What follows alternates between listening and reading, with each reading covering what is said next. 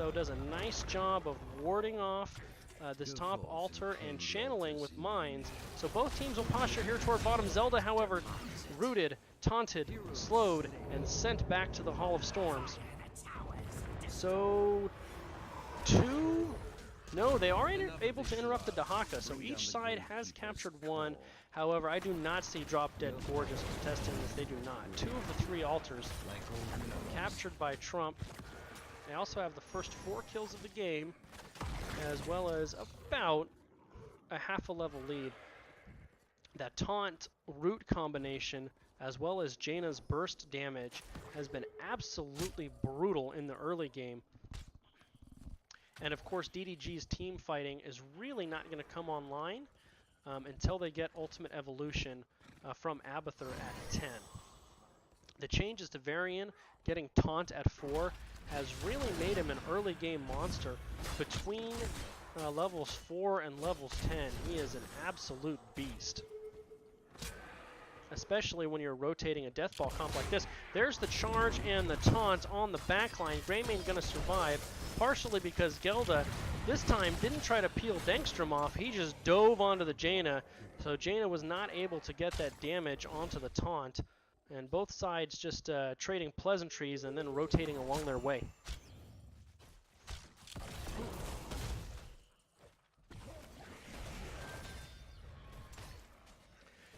Both sides once again prioritizing the maps. However, Gelda does get caught, slowed, rooted, taunted again. However, Pugs Not Drugs and Unitas managed to capture this camp just in the nick of time before Trump showed up. They will clean up most of it though here pretty easily. And second altar phase coming over. Both teams going to be on the same talent tier. And we have just slightly disconnected and reconnected. I don't think there's going to be any blip in the stream here, so we should be good. DDG does not seem to be positioning to counter or contest this. Leo does rotate down. He is taunted, tongued, blizzard, and he falls again. That is 6 consecutive kills from Trump. However, you look at the experience, due to the ABBA offlane soak, the level advantage is only about a level. It's not as much as you think for a 6-kill discrepancy. However, this 4-man from Trump, the Varian, the Jaina, the Malf, and the Hanzo, has proven to be absolutely brutal in this rotation. Dahaka with an ABBA hat has now started bullying Dahaka in the top lane.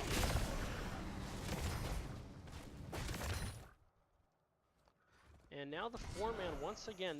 Trump has really been absolutely money on these rotations.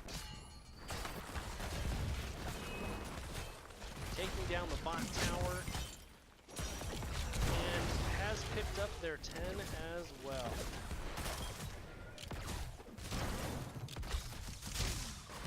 So we have Dragon Arrow from Hanzo.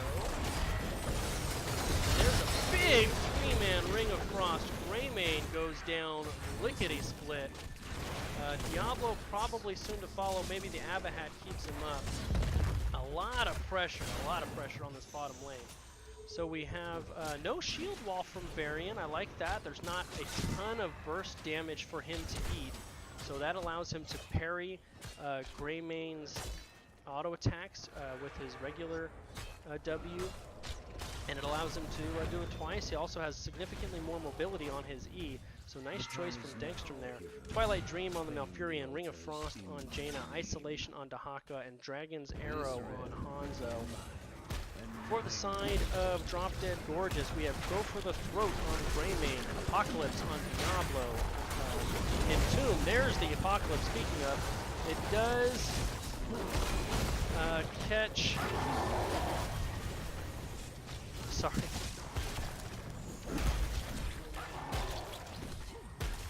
Sorry, getting distracted here. But that is 2 members down for Trump. So finally a little momentum coming out from the side of Drop Dead Gorgeous here. We do have a massive shove, I believe that is, on Stukov. Force evolution on Abathur.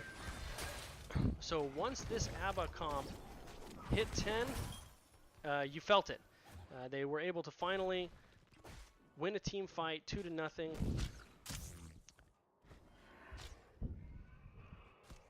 And really well played by them.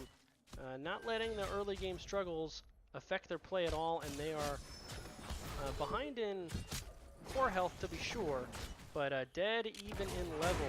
There's the charge, taunt onto Greymane. Ring of Frost hits none. However, the root and the Jaina damage is able to get the Greymane. Greymane had to dodge to the center of the Ring of Frost to avoid the edge. In the process, he ended up getting rooted by Mouth, and that allowed Jaina to put the damage into him. And now this fort continues to be laid siege to by Trump. In the top lane here, we have a little showdown here. Dahaka's doing a really nice job of trying to deal with both an Abba push and a Leoric. And this bottom fort is gonna fall here pretty soon. Chaos pops a double Diablo though. Great roots from Sven though. Zoning roots means this this clone is gonna get basically no value as Trump dropped back into retreat mode as soon as he went online. Dexter is cut out a little bit here though, charged into the wall. There's the taunt to heal for himself. Roots and blizzards as well as the rest of Trump comes to join in the fray. Dahaka does go on the backside, lands the tongue on the Diablo. He is now slowed by Jaina. Dahaka way up in here. Isolation onto Diablo 2. I think the damage is too far to be able to finish him off. In the middle of all of that, Abathur ninjally grabbed the top right altar to make sure that this two altar spawn was a split. So 20 health for DDG on their core, 28 for the real ultimate mosh pit. We have noticed Abathur, we'll take a little peek at him, we don't look at Abba much when he's in the game, has rotated down to the bottom lane. We did see another taunt root combo, takes out Diablo. He does have souls, he will respawn, but now at 0 souls. So Abathur is down in the bottom lane. He was trying to reinforce it a little, however, with Trump here, he promptly retreats to mid. Thanks from taking the poor Jaina damage will finish it in. So they have really been slowly chipping away at the bottom fort. Finally they get it. Dahaka doing a nice job of putting pressure on the map, but without actually dying himself. The rest of the members of Trump, they're getting their siege camps here, and DDG is slowly losing control of the map. Both of these siege camps look like they're going to go to the side of Trump here. Now 6 Pumpkin Sappers going to be pushing down the bottom lane. DDG will have to deal with that, and that will allow a either boss call, and it is going to be a boss call by Trump. They know DDG had to rotate down and take care of both the sappers and maybe retake the bottom fort, and it is going to allow them to get a completely free boss out of this. Surprisingly though, Drop Dead Gorgeous has caught up and actually passed the real ultimate mosh pit in level. We call that the Abba effect. They are posturing on both the top 2 here. Only Leoric here. The Ghost Walk will keep him alive. And Mouth and Dahaka secure top 2 forts. So 8 more shots going in. Jaina drops the Blizzard on the other side, catches Chaos unaware, and the Blizzard takes out the Dahaka. 10 kills to 2, 24 core health to 8 in favor of Trump. We did mention in the early game, this is the comeback map, so if you're going to see it, if you're going to see a comeback, this is absolutely the map that you're going to see it on. I have opened a tunnel near. They do have level 16 DDG, whereas Trump doesn't. However, there's just so much pressure all around this map. Dahaka has been constantly off camera, pressuring mid, pressuring top. I assume that Drop Dead Gorgeous figured with the Abba, they would have the constant off-lane pressure.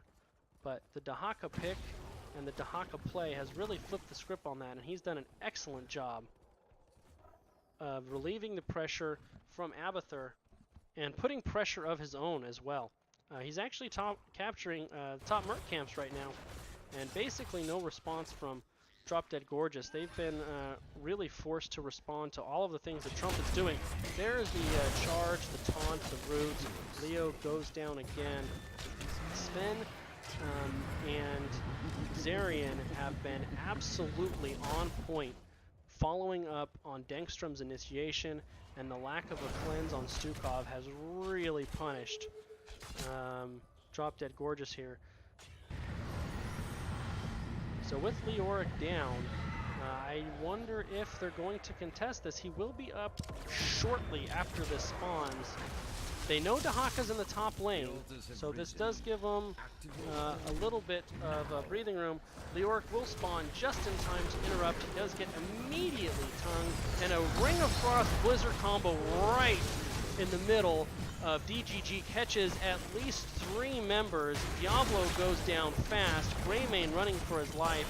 Leoric on the backside will go down after Stukov does as well. So that Ring of Frost root combo absolutely decimates Drop Dead Gorgeous. They lose 3 members. Really heads up play here by Trump to capture this bottom bell tower before channeling the objective.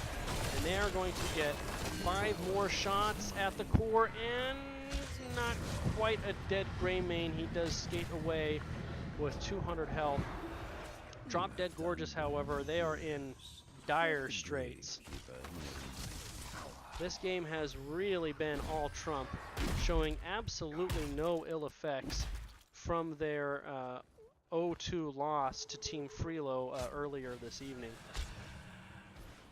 They are not letting, I love this play, they are not letting Drop Dead Gorgeous take this bottom forward back. They are pushing in the Pumpkin Sappers, taunt, stun, or taunt, root, blizzard, Diablo goes down. He tries to use the APOC defensively. It is not enough. Leoric going to shortly follow, and that, ladies and gentlemen,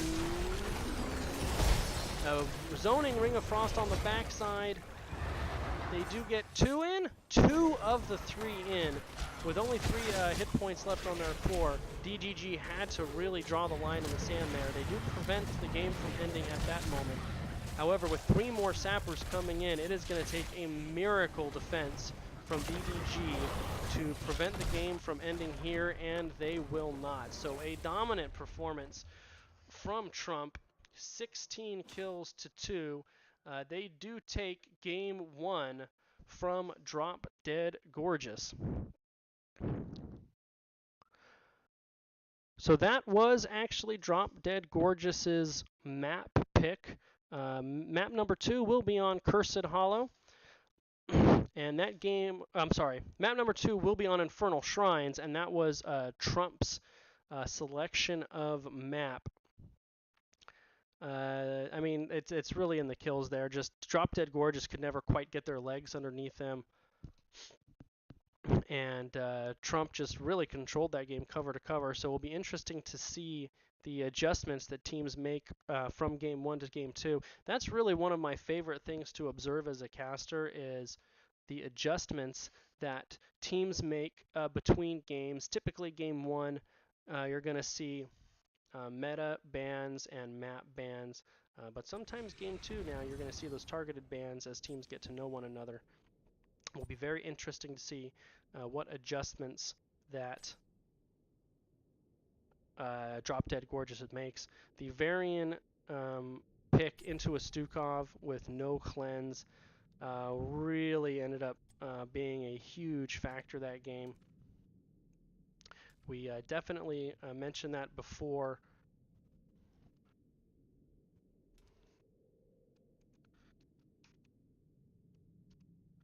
We definitely mentioned that as the game started, that the lack of cleanse into a Varian could be an issue.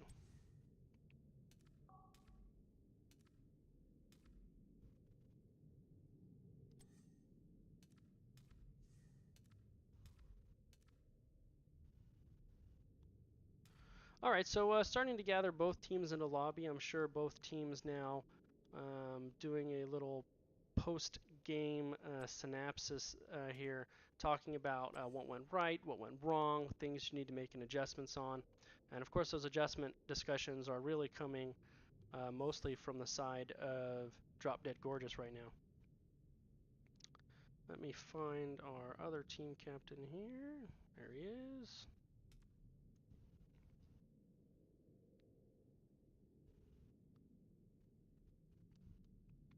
So Trump is here, ready to go. The members of,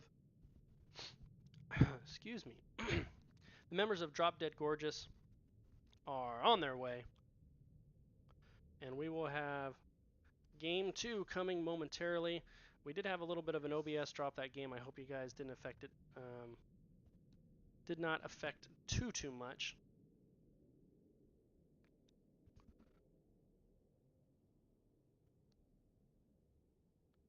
So Infernal Shrines is a map, probably one of the more balanced maps for competitive. You really see it all the time. I think it's fallen off in popularity in some of the competitive leagues just because it was so popular. Teams, get a little burnout, want to try new stuff. But it's really an excellent map. All kinds of different decisions and strategies you can take onto it. It's one of the very few maps you'll see Kerrigan on. This is far and away her best map.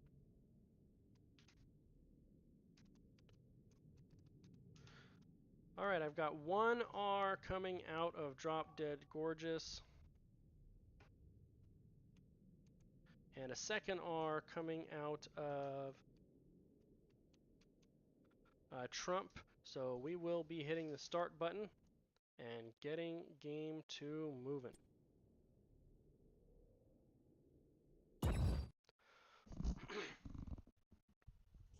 So let's take a look at this draft, see what kind of adjustments the teams make, if any, after game 1.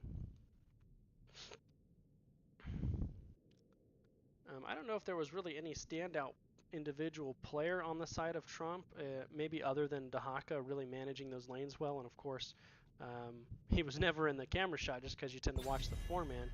But the 4-man really didn't have an individual standout. It was just the unit synergy was so strong that all 4 players moving cohesively as one what was the job. The taunt, the blizzard, the root, everything coming together, the Hanzo damage as well. That 4-man was on the same page, on point, synergizing their abilities well the entire map, and it was the difference in the game throughout. So Drop Dead Gorgeous is banning the Stukov on the shrines. The AoE silence on the shrines is really oppressive when placed well. Stukov is always good. He is especially good on Infernal Shrines, so that ban does make a lot of sense.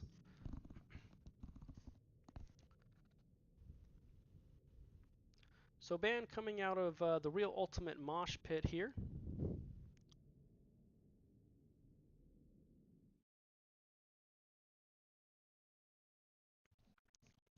Taking their time on it, really thinking about it. You can see Maiev, Sonya ban from time to time. Diablo is always solid. Garrosh, always solid as well. Any of those heroes would be good bans.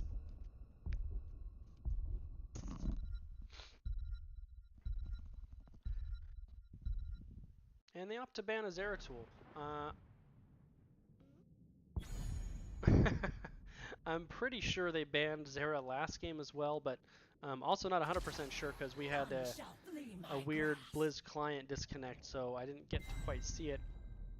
Pretty quick pickup on the Maiev from the side of Drop Dead Gorgeous. Maiev is really good in the 4-man pick comps. And also you can set up some pretty nasty wombo combos with that Warden's Cage if you choose to go down that road. Maiev was even more oppressive when she first came out. The numbers were just too high. They've toned her down since then.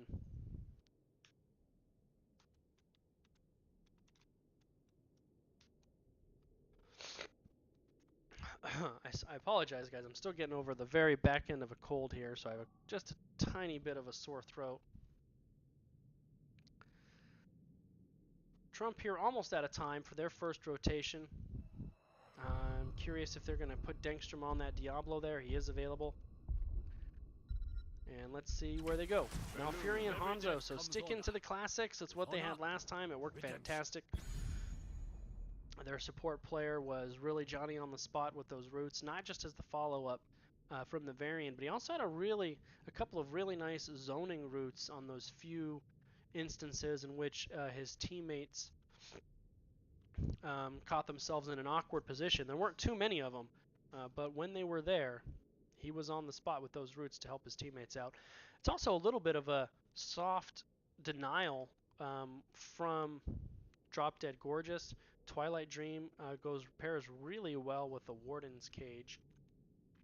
And with Stukov off the board, if the real Ultimate Mosh Pit didn't take Malfurion, you could bet pretty good money that Drop Dead Gorgeous certainly would have. So I like that pick from Malfurion. Hanzo is always a good pick, to be frank, but he also clears out the Shrine Guardians pretty quick, gives you nice mark control, and this time going to go with Diablo Jaina. So maybe a denial away from the Jaina on the side of Trump. Diablo, once again, the APOC. Excuse me, the APOC into the Warden's Cage is brutal as well. And the Alex ban, this is probably this or Volskaya Foundry. Probably Alex Straza's best map. And when she props Dragon Queen, it's a pretty hard disengage usually. So taking her off the board further support chokes DDG out. You're probably going to see Rhaegar, or Luther perhaps, and with Trump still needing a tank, they take Garrosh off the table. 2 picks now for Trump. Probably an ETC, I would imagine, or Blaze is still on the board. This is our 4th NGS cast tonight. No Blaze bans, no Blaze picks. Bunker is also a nice answer to the Warden's Cage APOC Ring of Frost Wombo that Drop Dead Gorgeous has going on their side. You could also go with a Tyrael. The Sanctification really cancels out all of that mess. If you wanted to go down that road, you could take Tyrael as an off tank as well.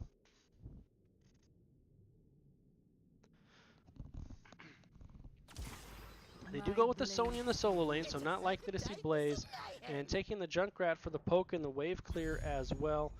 Junkrat less likely to get caught in that Wombo just by how far back he can sit, with how squirrely he is. And for the 2nd game in a row, the real Ultimate Mosh Pit is not showing their main tank. Really letting themselves flex into whatever's available. Confident in Dangstrom's ability to flex onto whatever tank that they need. So we are going to see the support coming out of Drop Dead Gorgeous here. And after that, it could go another ranged. You could go another frontliner if you wanted to. Number of different options. I'm not sure really what support I'm going to see out of there. Maybe Rhaegar. I mean, you could go like a Lucio too if you wanted that, or if you wanted a global Brightwing. And it's going to be Uther and Thrall. So now you have a huge Wombo set up for the Maiev. You can use the Earthquake to help set up the Warden's Cage, or Sundering you can do it as well, but I think Earthquake is probably the way to go. Earthquake, Warden's Cage, APOC, Ring of Frost. If Drop Dead Gorgeous pulls it off, there just definitely isn't the tools as of now on the side of Trump to deal with it. Johanna is a nice soft counter to Maiev as well. The blind does interrupt the tether if you hit it at the right time. She can also Iron Skin out of that whole mess that DDG has going on. And Johanna is excellent on shrines too. So I think we're going to see probably a Johanna or a Dangstrom Special ETC.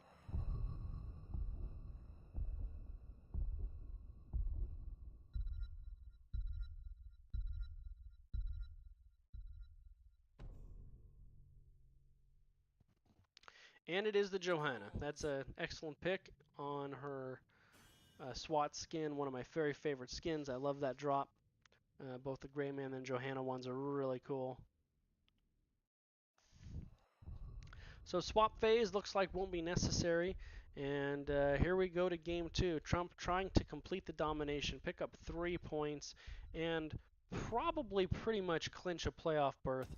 Drop Dead Gorgeous, on the other hand, currently right on that bubble, sitting in 7th place, really wants to pick up this win and keep themselves out of threat of being overtaken by about 3 or 4 teams that are within striking distance, sitting in 8th, 9th, 10th place. So big game for both teams with regards to whether or not they will be participating in the Division A playoffs starting here in about 4 weeks or so.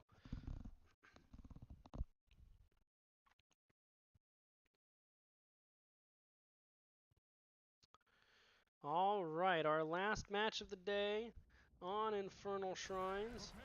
Blue team, the real ultimate mosh pit, coming off a commanding Game 1 performance. Dengstrom on the Johanna. Sven once again on the Malfurion. He was on point all Game 1. No reason to expect that won't be the case Game 2. Dendy Smasher on Hanzo once again. Yatiola moving on to the Sonya. And Zarian on the Junkrat. The red team, Drop Dead Gorgeous. Unitas on Uther. C2D2 on Thrall, Chaos on to Jaina, Gelda on Diablo once again, and Pugs Not Drugs on the Maiev. So Sonic Arrow scouting out the middle, nobody is showing on the side of DDG. They apparently don't have a whole lot of interest in this little mid-skirmish here. Now they go ahead and enter. I assume, although I'm not positive, that Thrall will be the one to make the rotation up to top lane and fight Sonya, and he does. So Thrall and Sonya will square off in the top lane while the respective four-mans from each team will take this rotation. So last game, the four-man pit comp was on the side of Trump, this time with a Diablo, Maiev, Jaina, Uther. That has a lot of stuns, a lot of burst, a lot of hard CC on the side of Drop Dead Gorgeous. This time it is Trump that will need to be very careful in these rotations. I like what Junkrat's doing. He's lobbing grenades out there, keeping vision on the side of DDG, as well as dismounting them and interrupting their rotations as well. We're going to, after this rotation here, and there's Hanzo doing the same. The scatter arrow and the grenades can really disrupt those rotations. Sonya should probably win this lane. Thrall's not going to get crushed or anything, but Sonya's really tough into lane 2. I try to poke in on these solo laners from time to time. They never get any loves on the cast. It's always the four-man. Speaking of the four-man, Trump is bushing here. However, Zarian a little far out. He's going to have to concussion self his mind away. He actually concussion mined and then kind of got caught and like stalled. I've never quite seen that interaction. Dengstrom has already burned his iron skin, but able to get out.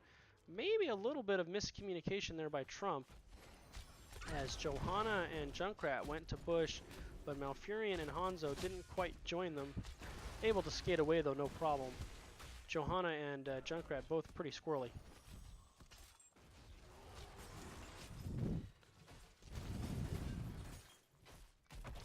So in the top lane, once again, I said it should probably be Sonya's to lose, but Thrall seems to be holding his own. This is a very evenly matched lane. Sonya looks like she's just letting it push in, making it for easy soak. There's the Gelda going on the Dengstrom. Pugs Not Drugs gets concussion mined into tower range, has to use the vault to dodge most of the damage, and then just walks out. So a little trading of abilities here in the mid lane.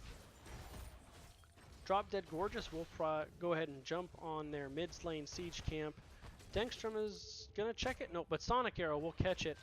Junkrat, in the meantime, has decided to go start Bruisers. No, not starting the Bruisers. So levels are dead even. Sonya and Junkrat will be grabbing the Bruisers now. That will give DDG a small window of opportunity to get a head start on this shrine if they want to. However, Thrall is going to sniff this out. Is this going to be an invade from DDG? That would be a very aggressive call. Thrall waited for it to be capped. Diablo got in there just in time, and they zone out Sonya. She was pretty low health. The concussion mine almost saved it. However, Gelda on Diablo arrived just in the nick of time, and DDG steals the Bruiser camp from Trump. And that will give them a nice about 20 Shrine Guardian lead in this first objective. Mid lane still being pushed out by the Mercs though.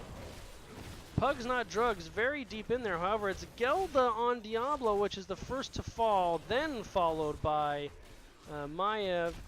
They do have 28 Shrine Guardians. However, I don't think that's going to be enough to be able to poke them away. It's going to be close here for Trump.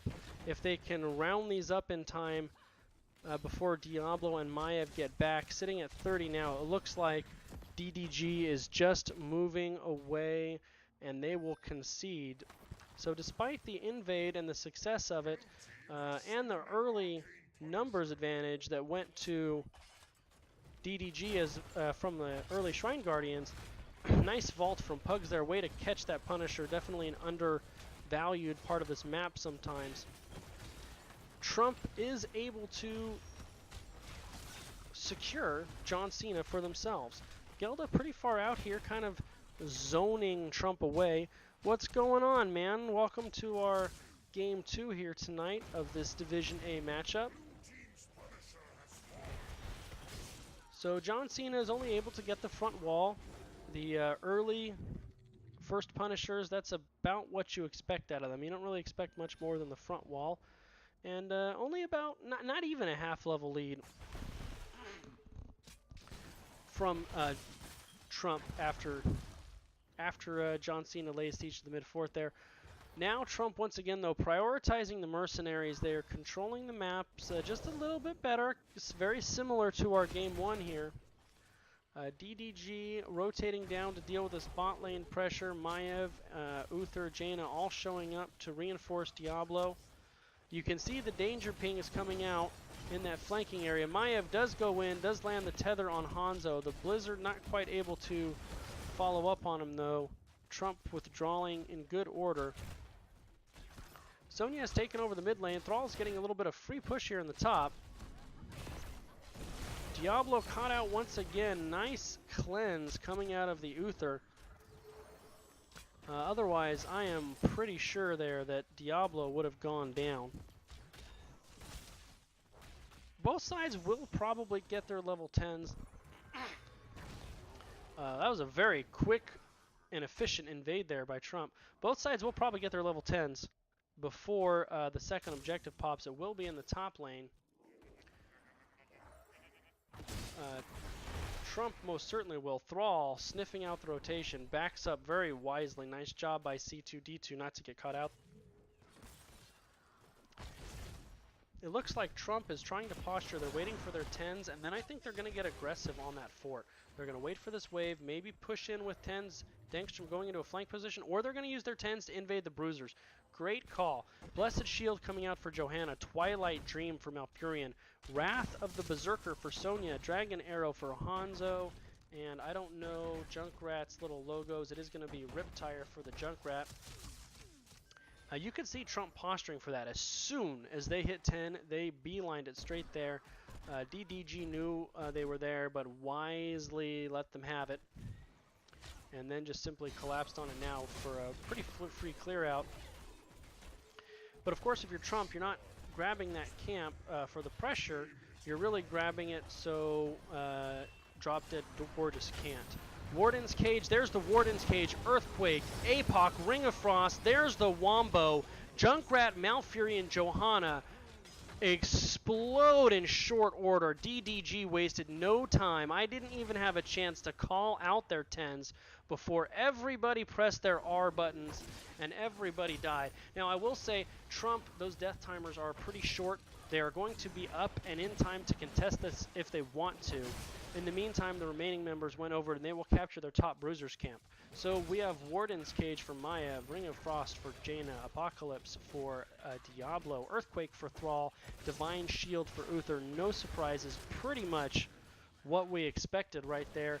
Trump is back, and they are contesting. Now, the problem when you run a Wombo combo comp like this, especially early game, is the timers, the cooldown timers on the heroics for DDG are longer than the death timers. So even though they got 3 quick kills, Trump is up in time to contest this. There's the Riptire going out, pressuring the Jaina, Condemn on the Chaos, as well as the Slow, and the Johanna gets her a big 3-man Twilight Dream and a Dragon Arrow. So a quick response from Trump, picking up Diablo, Jaina, and Thrall.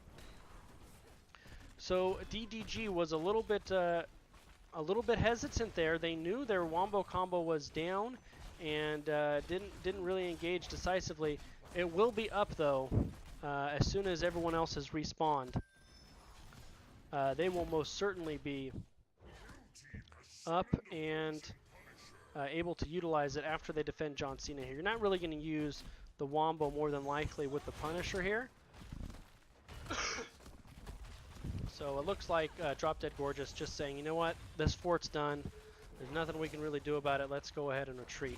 Thrall is already sauntered off into the side lane. You can see in the mini-map Sonya and Thrall in the off lane, soaking, picking up as much XP as possible.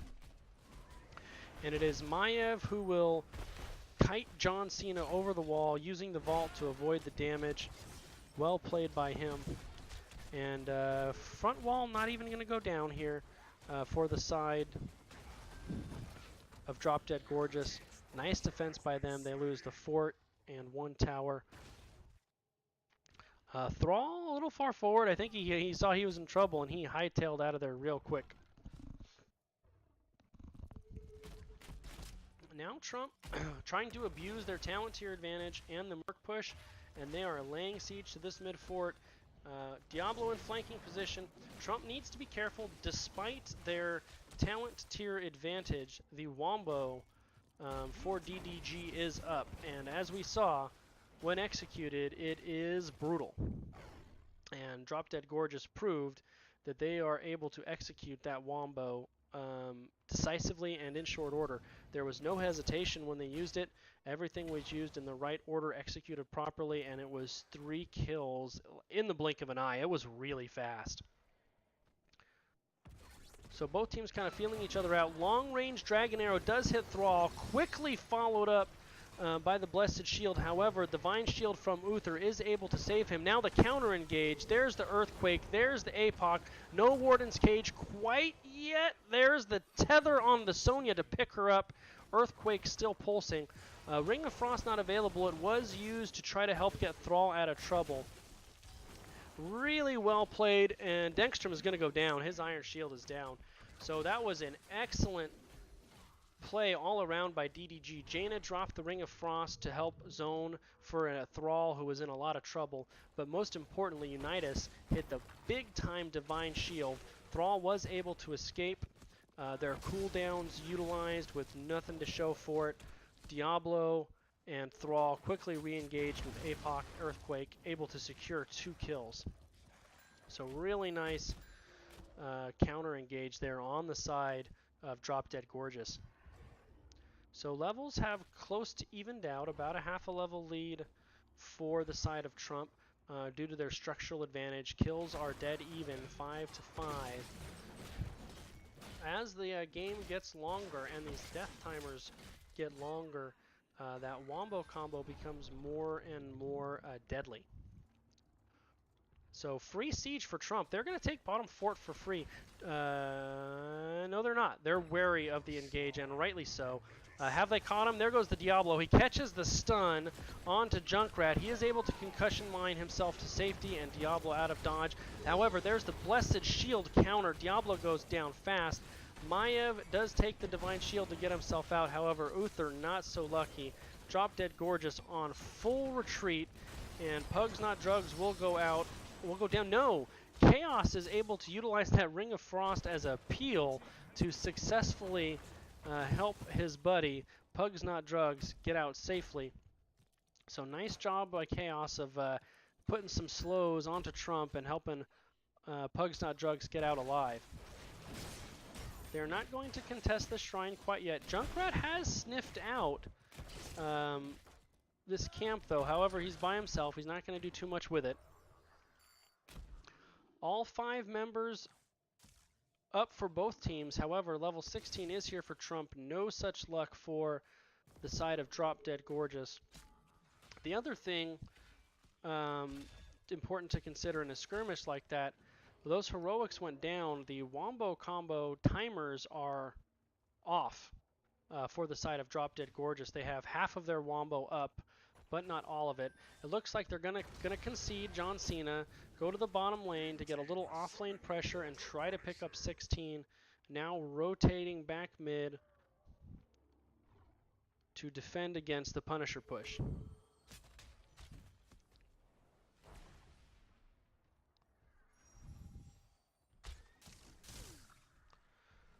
So once again, Maev going to bait the Punisher over the wall. Well played again. And the rest of the members of Trump will lay siege to the front wall. This front wall is going to go down, no doubt.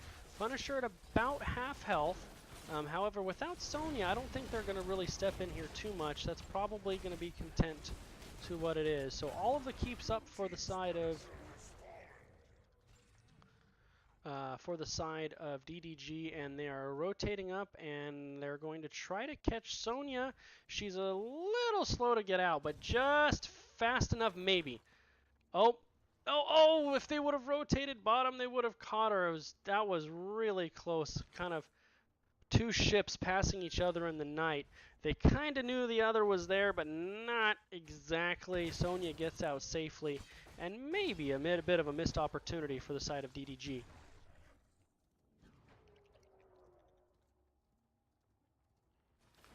So all 5 members of Trump down on the bottom. If DDG wants to take a fight, this is the chance for them to do so. Level 18 to level 16. If you want to take an engagement, you want to do it before 20s. Trump is here in the bush waiting for the engage. I like the idea, however, that is kind of a tight corridor there, and that would be an awesome place for a Warden's Cage APOC. You can tell DDG smells something. They know something's up, just how they postured around that. Trump decided that the jig was up, and they simply left. So both teams posturing, kind of knowing where the other was, and nothing really coming out of that. Both teams currently content. They're rotating around the map, picking up XP, soaking the waves. Level 18 to 17 in favor of Trump. First game was controlled pretty handily, cover to cover, by Trump. This game, they've been up slightly most of the game, but it has been pretty close. And although structurally a solid advantage for the side of Trump, this game is by no means unwinnable for the side of DDG. So trading Merc camps, top bruisers will go to DDG, bottom siege camp, invade for free by the side of Trump. And it looks like this bottom one's about to pop in 4 seconds. I'll take control of that. So teams waiting. If DDG waits too long, though, when this shrine pops, you're going to have a level 20 Trump, and you are not going to be at level 20. I would kind of like to see them find a fight before that happens, because Trump is starting to get within sniffing distance of level 20.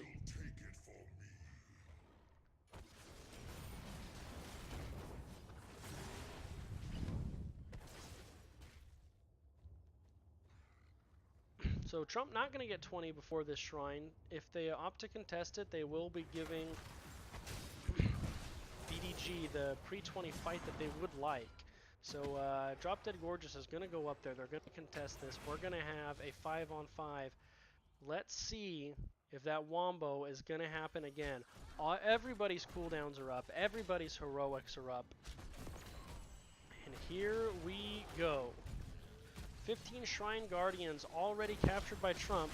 However, Diablo pushing in, he gets separated out and then goes hard onto Malf. There's the Warden's Cage, there's the APOC, there's the Ring of Frost, explodes Malfurion, Junkrat shortly to follow, however, counter kills onto Diablo and Thrall. So 3-2 in favor of DDG. Malfurion, Sonya, Junkrat all going down. However, Hanzo and Johanna are very high health, and they are going in there 2v3. Now 2v4. Diablo had souls, Gelda on the way, and is Trump going to withdraw? I think they almost certainly have to. So Wombo Combo paying big money there for DDG, winning the team fight 3-2, getting Diablo back right away, and they're going to secure their first Punisher of the game. Trump, in the meantime, goes, picks up their Bruisers, wants to make sure that they secure that before DDG has any ideas of maybe sneaking in at some point here in this push. Top fort going down 100%, no doubt about it.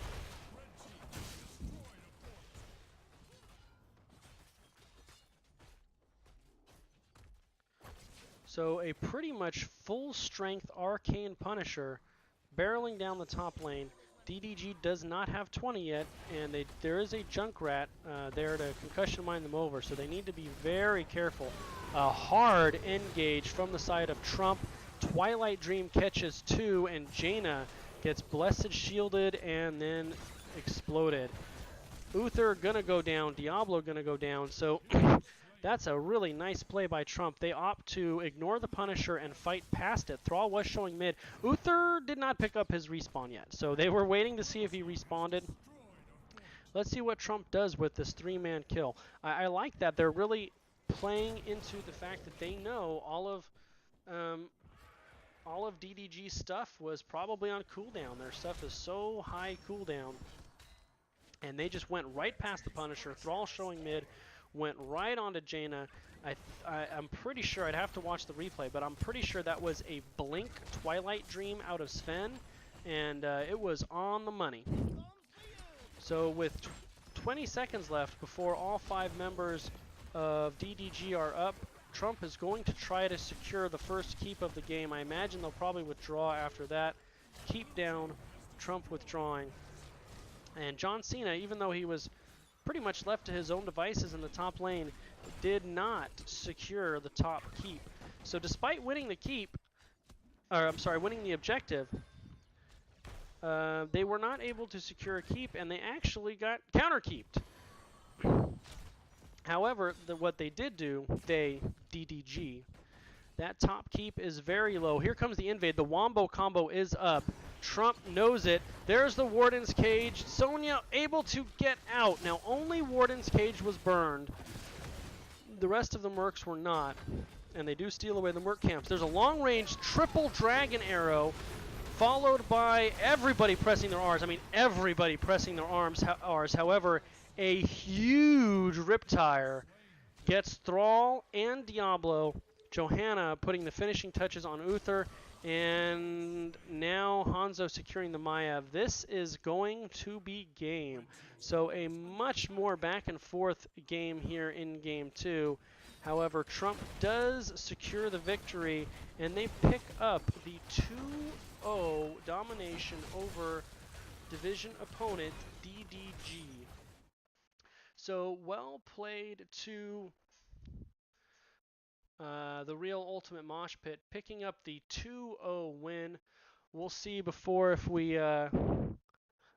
before we go out for the night, we'll see if we can have a quick talk with Dankstrom, have a little post-game interview, check on their thoughts. And here's the match summary screen there. Junkrat really securing all the kills, 7 kills there.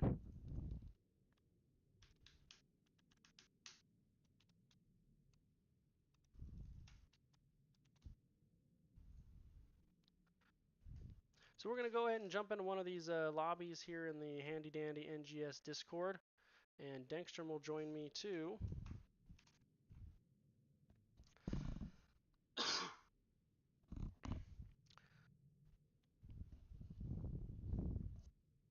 and we'll have a little chat with the real Ultimate Mosh Pit team captain Dengstrom. Uh, Kind of an interesting story is Dengstrom and I both chair league refugees. He came over a little bit before I did my first season here in NGS. Hey, Hey, Dengstrom, Loggins. how's it going, man? Not too bad. I'm bringing our support player Sven in here too in a second. Bring him on in. The more the There he merrier. is. Hello. Hey, Sven, how you doing, buddy? Pretty great. That was So, fun. before I congratulate you guys and go on the interview, I started to tell the story of Dengstrom, of course, a chair league refugee like myself, also was a chair league caster like myself, and the first interview that I ever did in an amateur cast in chair league was Dengstrom interviewing me over in chair league. So this is the first time I've gotten to return the favor. The tables Oh. have turned. That's really cool. So congratulations, guys. Bouncing back from a tough opponent in Team Freelo earlier to pick up the 2-0. What was the conversation like between those two sets, and what thoughts on the matchups versus DDG? Well, so we played a quick match where we just picked we want to kill somebody. We picked zero wave clear whatsoever, and just probably abused whatever poor team we were matched up in quick match and just killed them all over the place. So that got our spirits back up after a frustrating game in Freelo. They're a good team. Yeah, they are. But we were like, okay, we know how to kill people. We know how to do this, and so just got us in the right mindset for the second series. That's a nice way to do it. Went in there and picked on some poor guys in quick match. Basically, yeah. In that last team fight where you guys blew past the Punisher in that top lane, it's sometimes when you're casting stuff's going on, it's hard to tell. Sven, that was a Blink Twilight Dream, right? That's correct. Yeah. I thought so, because that was big time, man. I think you caught him off guard. You guys just basically ignored John Cena, blinked onto them, and wiped them out. What are the comms like in that last team fight? Oh, yeah. Go ahead, Dengstrom Sven. just calling, let's fight after it jumps, and Hanzo Arrow was really the key there that let me blink up safely and get that Twilight Dream on them. That was huge. Game one. The game two was actually a pretty fun game. Game one was a lot less competitive. Did you guys talk about the ABBA, how you respond to that? Was it just like they have a Stukov and no cleanse, so let's just pick them and kill them all over the place? What were your thoughts in the draft? So our thoughts on the draft were, well, we can just pick up Varian here. He's going to have an incredibly strong little 4 through 10. Let's just start snowballing this and get such a big lead that we can just easily secure the game post that. We can control bot lane. We can get the bottom towers. We can get the majority of the shots are going to come up in the first half of the game. So let's just do that and snowball this giant lead and see how that goes. So it kind of worked out. We were surprised a little bit that they hit 16 before us, but it's Abathur comp. It happens. But it felt easy to kill them, so we weren't too concerned. Yeah, it really didn't seem like Stukov just had no answer whatsoever for the taunt root blow up that you guys had going on. Yeah, the lack of cleanse on Stukov is really his biggest weakness, so we were able to exploit that a bit. Yeah, and on a 10-second cooldown. and or 12 or whatever it is. the part of that game that's probably going to get overlooked, I tried to highlight it a little bit, and it didn't even really get shown on the cast because when you're observing, you're largely following where most of the players are. As a result, Dahaka wasn't on camera much, but whoever you guys had on Dahaka, man, he did a spectacular job of managing those lanes and keeping Abra from doing those Abathur things. It's funny you brought that up because, yeah, he said himself after the game that he was a little bit bored, felt like he didn't have much of an impact. But, yeah, like you said, he really did, just the way he was able to manage the lanes and always have that threatening presence of the global. Yeah, I mentioned that. I mean, he took 5,000 more XP than any of us, and he had, double or triple the siege damage. So that's what we pointed out to him. It's like, it doesn't matter. You did what you needed to do, and it helped us out. So yeah, I could see how he had some great tongues too. I got to mention that for Yotoila. He had some great tongues to help the CC chains when we didn't kill him right away under the taunt. Yeah, I did. When you guys watch this, because we're players and we always rewatch the cast, I'm sure. So when you guys go back and rewatch it, I mentioned that for sure on him that that was a huge factor in that game because it allowed you guys to just kind of not worry about it, basically. Okay, now last question. End of game 2, you look at their comp and that massive wombo combo they had set up. Talk about what you guys were discussing on how to deal with that. Sven, you want to go with that one? Yeah, a part of it was really cooldown management. The first time they caught us off guard after we both hit level 10, yeah, we knew that they blew all their alts and we still had ours, so we were able to come right back and kind of secure that top shrine. And then after that, yeah, we just tried to play a little bit safer, really focus a little more on the map. We got the camps, they had to rotate, we would push elsewhere and just kind of keep that XP lead going. Yeah, I talked about that. That's the exact that cooldown management thing. I harped on that a lot because those wombo combos are fun and people explode, but especially in the early to mid game, the death timers are almost too short to take full advantage of it. It really becomes deadly in the late game when you pull it off, and those death timers are so long to really punish those late game deaths. Yeah, that's what happened at Top Shrine. The only shrine I think they won. I was a bit out of position, so I wasn't able to control the Diablo and my Evan gauge. And that was the unfortunate part. We knew they had it. They're looking for a fight, and we just wanted to make distance. And that I don't know how far that Diablo charged. He went a long Three-quarters way. of a screen. So so they did a really good engage on that one. And that was unfortunate, but we had such a lead. We had 20. We're like, we'll just defend, keep. We'll take this camp, and they still don't even have 20 yet. So let's just kill them as soon as this Punisher goes over. We'll just kill them. So All right, it worked out well. I said last question, but I lied. This is the last question. How's the second iteration of Trump feeling? You guys gelling well, playing well, having a good time? Yeah, I think we're having a great time, and I guess I'm the only original member of the Real Ultimate Mosh Pit still here. But I like playing with all these guys. They're really good natured. They're really fun. It's the first time any of us have ever played together.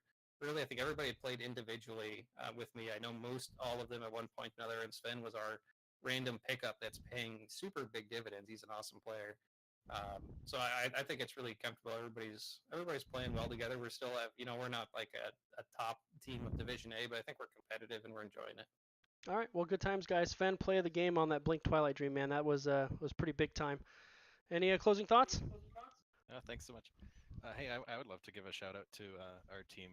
Played great that game, and Nexus Gaming Series in general was this is the first time I've really played competitively for a while, and it's super well organized. I love it. Yeah, Dude, yeah, second of the Nexus Gaming Series thing. This is pretty bomber actually. So yeah, Dankstrom and I had a chat before the season started. My team was considering whether or not to jump over before Chair League imploded or whatever they did. And ended up coming over anyway. And he was 100% right, man, singing its praises, and I couldn't be happier with everybody. The mods, the way the league is run, the caster support, because I am terrible at all of the overlays and stuff. So the fact that they provide that support to casters is unbelievably cool. So yeah, 100% agree with you guys. No complaints whatsoever with NGS. yeah, shout out to the team. So thanks for doing that, Mongoose. If you want to break some news, I did talk to Super Joe, and he's confirmed Chair League is officially dead. Wow, did you? I did. I mentioned. I asked him, so you can have some breaking news on your channel now. Breaking news here: Chair League officially not coming back. That doesn't. NGS only place to be. For 100%, yeah. Unless you're in Europe, of course, then you go on to Heroes Lounge. But Heroes Lounge. yeah, we'll keep chatting about it. That does not surprise me. I've met Paul. He lives pretty close to me. He's a great guy.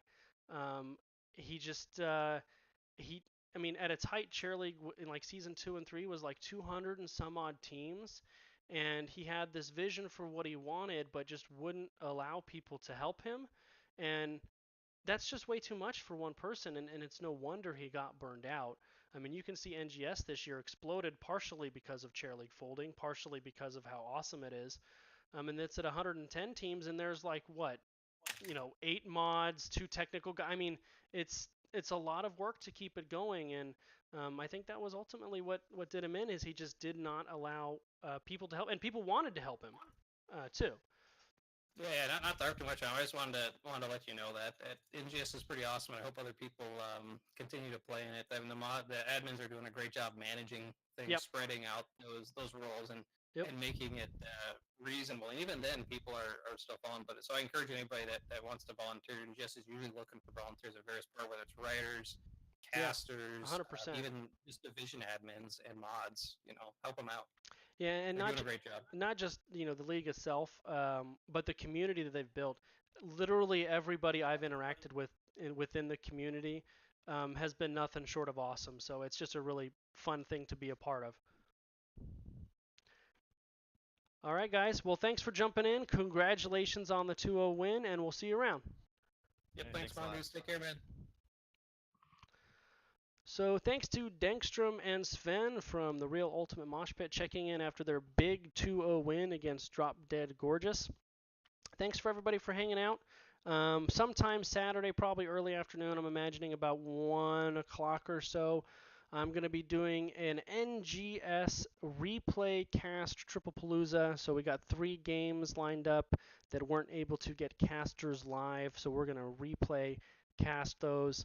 Replay casting a little bit different because you don't really catch the drafts. You don't have to wait for the lobbies. It moves faster, so you can budget your time a little more for it. So that's always fun. Come hang out on Saturday about 1 o'clock or so. Follow me on Twitch. Follow me on Twitter. Come join NGS. Join the fun. Have a wonderful night, everybody. We'll see you in the Nexus.